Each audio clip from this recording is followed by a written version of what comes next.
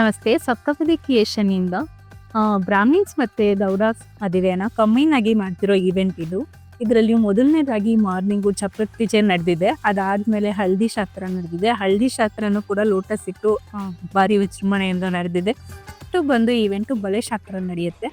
ಆ ಬಳೆ ಶಾಸ್ತ್ರಕ್ಕೆ ನಾವೇನ್ ಮಾಡ್ತೀವಿ ಅಂದ್ರೆ ಈ ತರ ಬಳೆ ಲಕ್ಷ್ಮಣ ಜೋಡಿಸಿ ಡೆಕೋರೇಷನ್ ಮಾಡಿ ಅಲ್ಲಿ ಆ ರೀತಿಯ ಬಳೆಗಳನ್ನ ಕೊಡಿಸ್ಕೊಳ್ತಾ ಹೋಗ್ತಿರ್ತೀವಿ. ಸೊ ಇದಾದ್ಮೇಲೆ ಏನಾಗುತ್ತೆ, ನಮ್ಗೆ ಭತ್ತ ಕುಟ್ಟು ಶಾಸ್ತ್ರ ಅಂತ ನಡೆಯುತ್ತೆ. ಇದಕ್ಕೆ 3 ಒನಕೆ ತಗೊಂಬಂದು ಭತ್ತ ಕುಟ್ಟೋ ಶಾಸ್ತ್ರ ಕೂಡ ಇಲ್ಲಿ ನಡೆದು.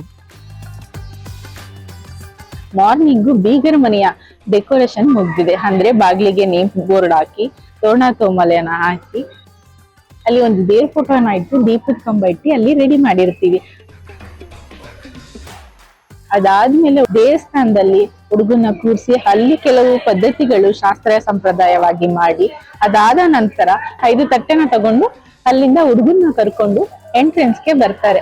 ಅಲ್ಲಿ ಆರತಿ ಅಂದ್ರೆ ಬಗೆ ಬಗೆಯ ಆರತಿಗಳನ್ನ ತೆಗಿಬೇಕಾಗುತ್ತೆ. ಅಂದ್ರೆ ಕೆಂಪು ಆರತಿ, ದೀಪದ ಆರತಿ, ಬೆಲ್ಲದ ಆರತಿ, ಈ ತರ ಆರತಿಗಳನ್ನ ತೆಗೆದು ಹುಡುಗನ್ನೇ ಒಂದು ಪಾತು ಅಂತ ಹಾಕಿ ಆ ಪಾತಿನ ಮೇಲೆ ಹುಡುಗನ್ನ ಕರ್ಕೊಂಡ್ ಬಂದು ಇಲ್ಲೊಂದು ದೀಪನ ಇಟ್ಟು ಆ ದೀಪಕ್ಕೆ ಹೂವಿನ ಅಲಂಕಾರವನ್ನ ಮಾಡಿರ್ತೀವಿ.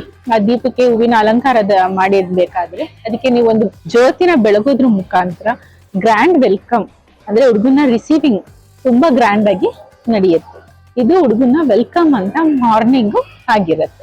ನೆಕ್ಸ್ಟ್ ಬಂದು ಹಾಲ್ಗಂಬ ತರೋದು ಅಂತ ಇರುತ್ತೆ. ಅಂದ್ರೆ ಮಂಟಪದಿಂದ ಆಚೆಗೆ ಹೋಗಿ ಅಲ್ಲಿ ಪೂಜೆ ಮಾಡ್ಕೊಂಡು ಹಾಲ್ಗಂಬನ ತರಬೇಕಾಗತ್ತೆ. ತದನಂತರ ಹಾಲ್ಗಂಬ ತಂದ ಆದ್ಮೇಲೆ ಲಗ್ನ ಕಟ್ಸೋದು ಅಂತ ಇರುತ್ತೆ. ಸೊ ಲಗ್ನ ಕಟ್ಸೋದಕ್ಕೆ ಬೇಕಾದಂತ 2 ಟ್ರೇನ ನಾವು ರೆಡಿ ಮಾಡಿ ಕೊಟ್ಟಿರ್ತೀವಿ. ಅಲ್ಲಿ ಹುಡುಗ ಫ್ಯಾಮಿಲಿಯವರು ಹುಡುಗಿ ಫ್ಯಾಮಿಲಿಯವರು ಇಬ್ರು ಕೂತ್ಕೊಂಡು ಲಗ್ನ ಕಟ್ಟಿಸ್ಕೊಳ್ತಾರೆ. ಅಂದ್ರೆ ಟ್ರೇ ಎಕ್ಸ್ಚೇಂಜ್ ಅಂತ ಅಲ್ಲಿ ಮಾಡ್ಕೊಳ್ತಾರೆ. ತದನಂತರ ಏನಾಗುತ್ತೆ, ಇಲ್ಲಿ ದೇವ್ರ ತರೋ ಪ್ರೋಗ್ರಾಮ್ ಅಂತ ನಡೆಯುತ್ತೆ. ಇವತ್ತು ಧಾರೆ ದಿನ. ಇವತ್ತು ಮಾರ್ನಿಂಗು ಮೊದಲನೇದಾಗಿ ಗೌರಿ ಪೂಜೆಯಿಂದ ನಮ್ದು ಈವೆಂಟ್ ಸ್ಟಾರ್ಟ್ ಆಗುತ್ತೆ. ಸೊ ಇದು ಗೌರಿ ಪೂಜೆ ಅರೇಂಜ್ಮೆಂಟ್ಸು ಅಂತ ಮಾಡಿದ್ದೀವಿ.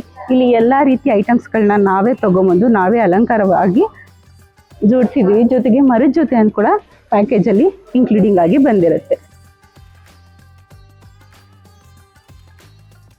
ಇಲ್ಲಿ ಕಾಶಿ ಯಾತ್ರೆಗೆ ಎಲ್ಲಾನು ಐಟಮ್ಸ್ನ ರೆಡಿ ಮಾಡ್ತಾ ಇದ್ದೀವಿ, ಜೋಡಿಸ್ತಾ ಇದ್ದೀವಿ.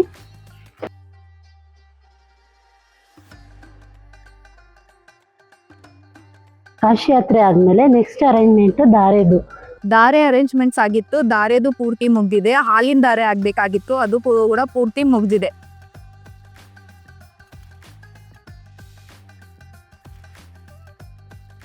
ಅದಾದ್ಮೇಲೆ ಸಪ್ತಪದಿ ಅಂತ ಮಾಡ್ತೀವಿ. ಸಪ್ತಪದಿ ಕೂಡ 7 ಪ್ಲೇಟ್ಸ್ನ ಇಟ್ಟು ಡೆಕೋರೇಷನ್ ಮಾಡಿರ್ತೀವಿ. ಅದು ಕೂಡ ರೆಡಿಯಾಗಿ ಮುಗ್ದಿದೆ.